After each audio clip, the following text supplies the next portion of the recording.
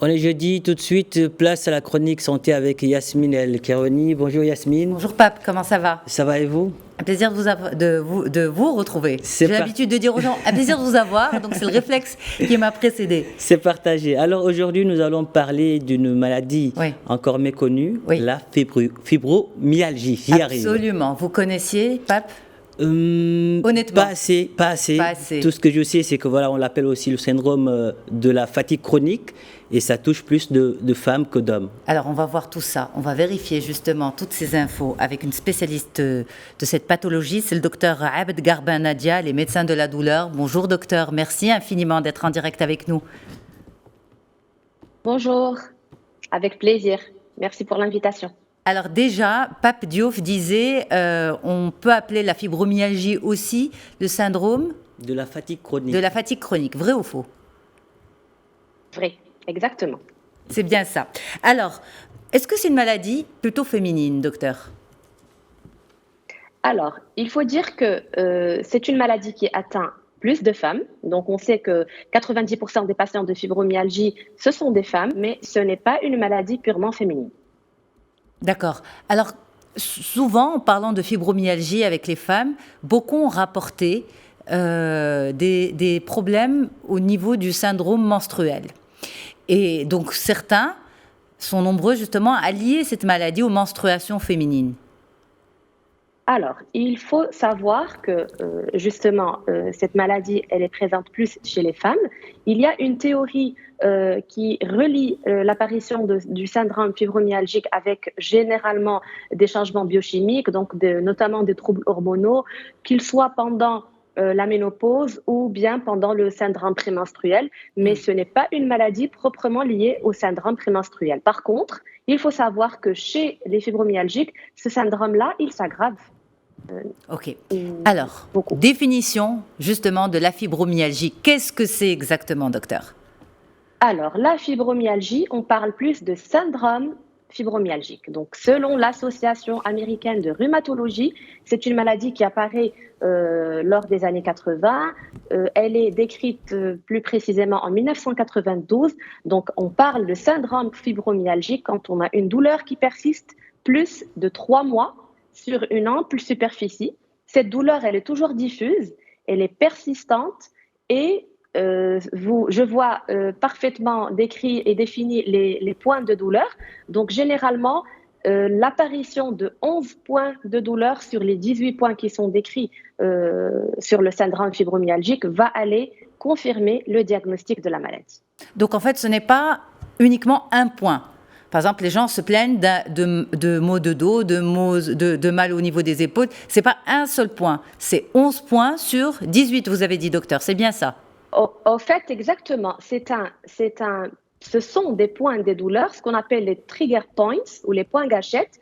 Donc, ce sont des points définis qu'on va aller, nous, justement pour établir un diagnostic, on va aller palper ces points-là. Et par exemple, au niveau du dos, on peut retrouver 4 points. Au niveau des bras, on en trouve 2 de chaque côté. Donc, pour confirmer un diagnostic de fibromyalgie, il faut, en plus d'avoir une douleur qui est diffuse et persistante de plus de 3 mois, avoir un minimum de 11 sur les 18 définis, exactement. Alors, est-ce que c'est une maladie invalidante ?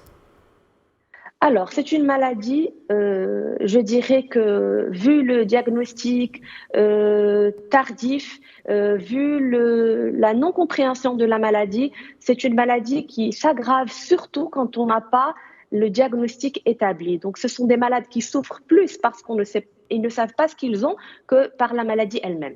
Il ne faut pas oublier qu'à part la douleur, on a aussi une fatigue chronique, c'est le syndrome de fatigue chronique d'ailleurs, qui est toujours là. Et on a aussi d'autres symptômes qui accompagnent la maladie, qui la rendent très très difficile à gérer. Et docteur, est-ce qu'il y a des facteurs favorisants ? Absolument, il y a des facteurs favorisants. Donc on sait qu'il y a un facteur génétique. Donc d'ailleurs les dernières recherches qui sont toujours en cours, établissent un lien entre une mutation génétique qui est plus présente chez les femmes.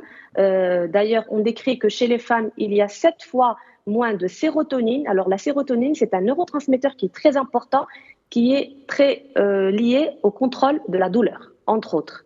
D'accord, il intervient aussi pour conciliation du sommeil et surtout pour contrôler la douleur. Donc, il paraît qu'il y a un lien entre cette mutation génétique et l'apparition de la fibromyalgie. Alors, les facteurs déclenchants cette fois-ci, comment, parce que vous avez dit en fait c'est une maladie qui apparaît parfois à la ménopause, voilà, à différentes étapes de la vie. C'est quoi le déclencheur, le catalyseur de la maladie, du syndrome plutôt? Alors, le déclencheur de la maladie, généralement, c'est un stress, un traumatisme, et on retrouve aussi des syndromes de fibromyalgie diagnostiqués après un accident, par exemple. Vous dire que dans les 10-12 ans qu'on est sur cette pathologie, on retrouve maintenant, avant on retrouvait plus chez les femmes entre 40 et 50 ans, là on retrouve des syndromes qui apparaissent plus tôt, surtout chez les femmes, et qui sont liés au stress, qui sont liés aux carences, par exemple. Il y a toujours un bilan biologique de base à établir. On retrouve des problèmes de thyroïde qui peuvent enchaîner aussi un syndrome fibromyalgique. Donc, il faut vraiment aller, c'est du cas par cas. Alors, justement, en parlant de cas par cas, vous l'avez dit tout à l'heure, le plus compliqué dans ce syndrome, c'est l'errance médicale des patients, j'ai failli dire des patientes, des patients avant d'arriver chez vous, chez le spécialiste, c'est de ne pas savoir ce que ces personnes ont véritablement. Quand faut-il consulter et surtout qui faut-il consulter, docteur? Alors, ce qu'il faut savoir, c'est que c'est vrai que l'errance médicale, elle ne permet pas de traiter la maladie au tout début. Vous dire qu'on retrouve une moyenne de 6 ans.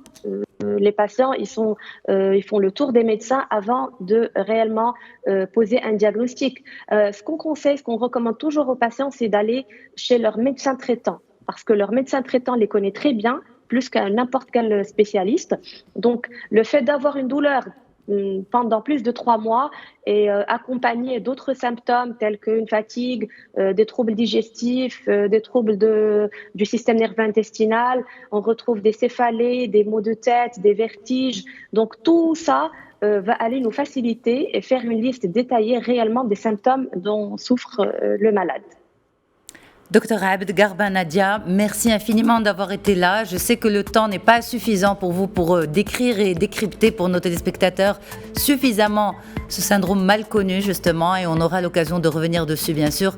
Un one-shot n'est jamais suffisant, au contraire, il faut rappeler, revenir et informer au maximum. Merci beaucoup docteur d'avoir pris de votre temps et d'être en direct avec nous de Casablanca. Avec le plus grand plaisir, on est là pour ça. Merci. Avec plaisir. Sophie, on rappelle, important, merci à vous également Yasmine. Merci Pape, merci infiniment.